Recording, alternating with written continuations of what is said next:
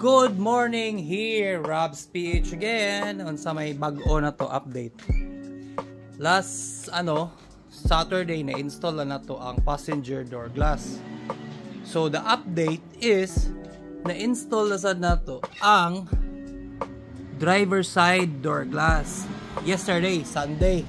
So mo na update karon lang na ako gi-video kay na busy man, naabtan man tag gabi So mao ni nga car ato ang hinahinay restore no. It's a 67 Camaro.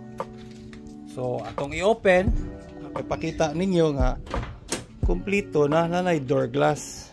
Is the same on the passenger side.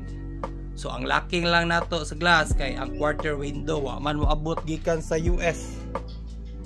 Kay nabilin tungod sa snow wa ma-deliver. So mao na siya.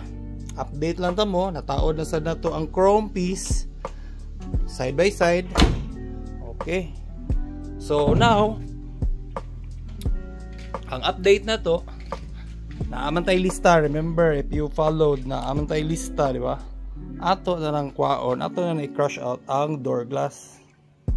Di ba? Door glass. Crush out. Dapat ta quarter window up aman.